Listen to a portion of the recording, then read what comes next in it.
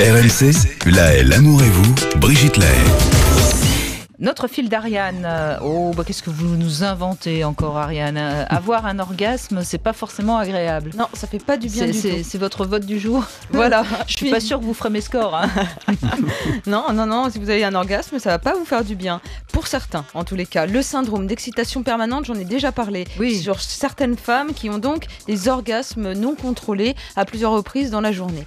Seulement voilà, on avait pour l'instant des exemples féminins. Et bien voilà, à nouveau, on en parle avec Dal Decker, qui est un Américain, un homme cette fois de 37 ans, qui souffre lui aussi du syndrome d'excitation génitale persistante, et lui atteint même des records. Il est à plus de 100 orgasmes incontrôlables par jour, et sa vie est devenue un véritable calvaire, un enfer, et pourtant l'orgasme masculin est plutôt moins long en durée que féminin. 20 secondes, dit-on, dans ce genre de pathologie chez la femme, 6 secondes chez l'homme. En gros, il a 10 minutes d'orgasme quotidien.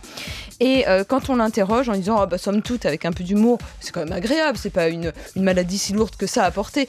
Et si, dit-il, malheureux, puisque c'est un handicap, sa vie est un enfer. Et voilà ce qu'il dit: imaginez être à l'enterrement de votre père, à genoux, devant le cercueil, en lui disant au revoir, et à avoir pas moins de 9 orgasmes au même moment. Mais enfin, on dit au revoir à son père une fois dans sa vie, hein, c'est tout.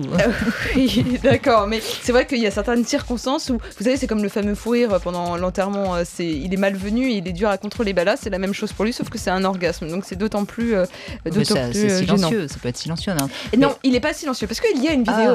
Il y a une vidéo. Oui. Alors, j'ai pas le son là, parce que ça va pas donner grand-chose, mais vous allez sur rmc.fr et on voit ce qui se passe réellement, parce qu'au début, on se dit, c'est quoi? C'est un gag, sérieusement, est-ce qu'on peut avoir un orgasme? Mais non, oui, sérieusement, on voit l'homme se plier en quatre, essayer de retenir quelques gémissements, mais non pas, on dirait pas du plaisir dans ce qu'on entend, mais vraiment plus de la douleur. Et c'est là où on en vient à cette conclusion: orgasmer fait souffrir.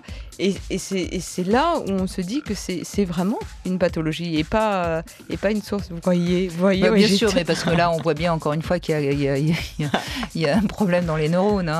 Voilà, enfin, je veux dire, bien sûr que je ne mets pas en doute votre parole, Ariane. Oui, non, mais j'en doute pas une seconde. Mais on voit bien qu'il y a un dysfonctionnement neurologique ou psychique.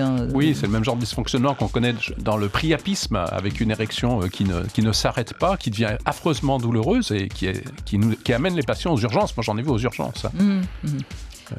Donc on va lui conseiller de se débrancher un peu, et puis voilà. Et il faudrait quand même vérifier effectivement qu'il n'y ait pas une pathologie neurologique. Je suis tout à fait d'accord avec vous, Brigitte. Mais je ne sais pas honnêtement d'où vient le problème, si c'est nerveux ou neuronal, ou je ne sais pas ce qui se passe. En tous les cas, la vie est sacrément injuste. Il y en a qui se plaignent en vous appelant de souffrir d'anorgasmie, de jamais reconnaître l'orgasme, et lui se plaint parce qu'il en a trop. Il y a bien un juste milieu quand même. Je vous rassure, Ariane, il y a bien un large juste milieu, et beaucoup de nos auditeurs qui nous écoutent sont dans ce juste milieu-là, voilà. Mais c'est, encore une fois, c'est une pathologie très rare, quoi qu'on en dise, que ce soit chez la femme ou chez l'homme d'ailleurs. Alors, j'ai les chiffres: 7000 personnes dans le monde souffrent du syndrome d'excitation permanente. Oui, quand on sait qu'on est 7 milliards, ça fait quand même pas beaucoup. Une petite proportion.